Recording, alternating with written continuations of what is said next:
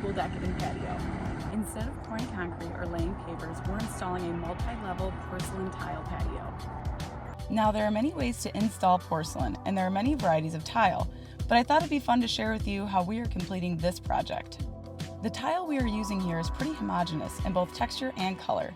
This uniformity means there is little room for any error in pattern or leveling. This includes any errors that may not be wrong by measurement, but overall optical appeal. These parameters helped us decide two main installation aspects of this project. The first being how we would install the base. Porcelain tile can be installed in many ways. It can be installed just like a patio, with varying levels of coarse aggregate and sand. It can be dry laid over soil, or it can be applied with a thin set and mortar over concrete. To allow for the most accurate placement and leveling, we decided to do a concrete base with a thin set and then the porcelain tile. The second decision we made based on the parameters of the tile is the pattern. Since these tiles are 2x2, the pattern can most easily be a perfect grid, or it can be offset to a certain degree.